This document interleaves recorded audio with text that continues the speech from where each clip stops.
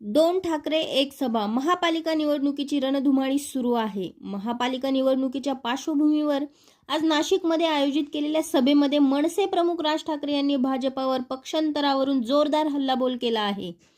या महापालिका निवडणुकांमध्ये एक विशेष असे आहे की राज ठाकरे आणि उद्धव ठाकरे हे दोन्ही ठाकरे बंधू यांची झालेली युती.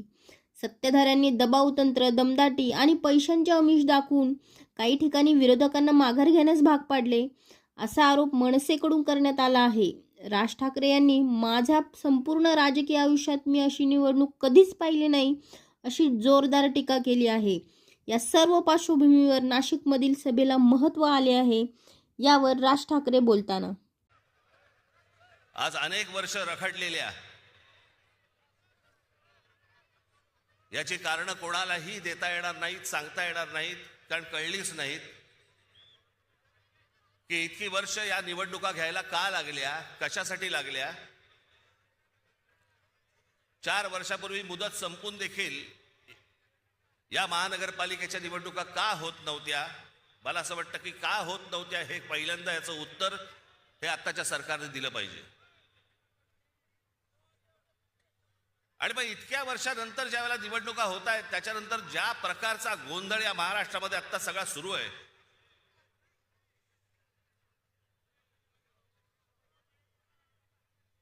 कोण कुठे चाललंय, कोण काय चाललंय, म्हणजे मी मागे एकदा म्हटलं होतं ना, इतका चुकीचा कॅरम फुटलाय ना की कोणाच्या सवट्या कोणाच्या भोगात आहेत तेच कळत नाही. प्रत्येकाला विचारलं लागतं आज कुठे. काही जण तर वेडे पिसे झालेत, वेडे पिसे.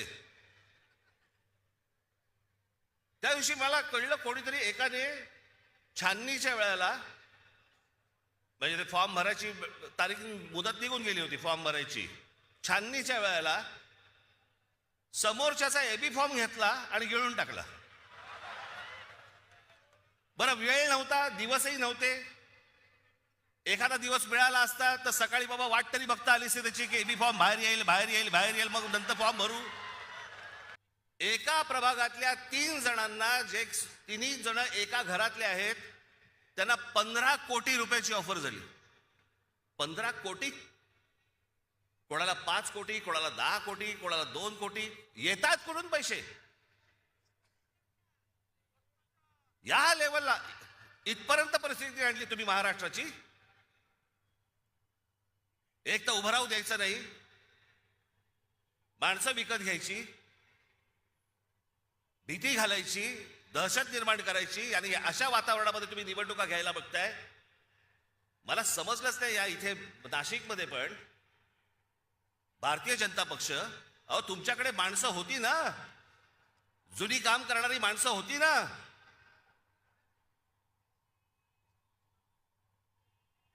म्हणजे 52 साली जन्माला आलेला एक पक्ष, 52 साली जनसंघ नावाने,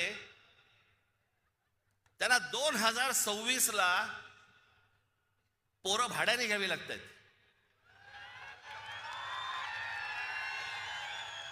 तुमचे कार्यकर्ते, तुमची माणसं तुम्ही उभी केली होतीत ना, मग दुसऱ्यांचे कशाला कडेवर घेऊन नाचताय?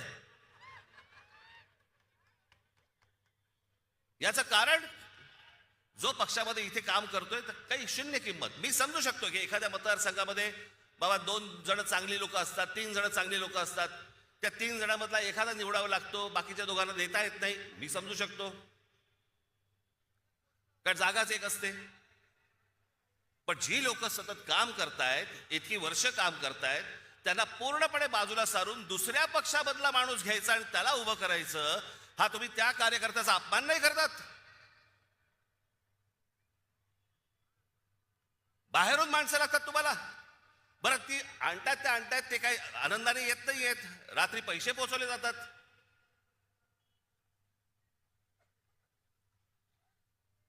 म्हणजे आमचे मित्र आता संजय राऊत आता म्हणाले, तपोवनातली झाडं इथे त्यांना छटायची आहेत त्या महाजनना.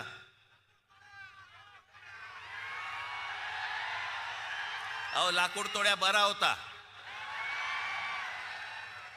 त्याला देवीने पहिली विचारली, त्याची कुऱ्हाड गेली तर सोन्याची हवी का? तो म्हणाला नाही. मग चांदीची हवी का? नाही. मग त्याची मूळ कुऱ्हाड दिली तेव्हा तो बोलला नाही, ही माझी कुऱ्हाड. सोना चांदीच्या कुऱ्हाडीला पण तो भापला नाही. बाईक ते मला कळलं, मला कोणाला बद्दल बोलतोय, मला काय सांगताय, नावं ठेवण्यामध्ये मी पटाय, तुम्ही नाही.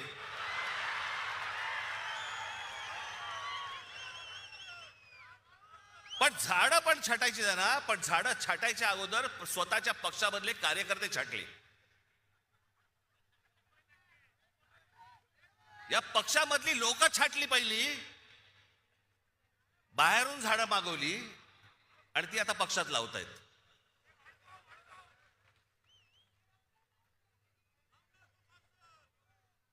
ही कोणती परिस्थिती, हे कोणतं राजकारण, हे कोणत्या निवडणुका चालू आहेत महाराष्ट्रामध्ये?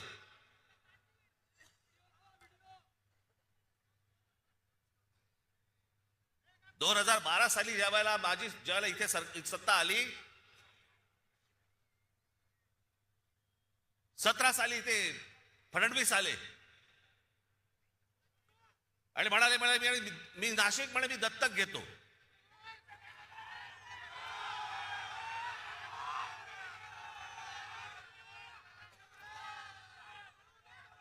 आणि त्या सगळ्या गोष्टींना नाशिककर भुलले आणि आम्ही जी कामं करून ठेवली होती ती सगळे विसरले. आणि दत्तक घेतो म्हटल्यानंतर हा बाप परत फिरकलाच नाही.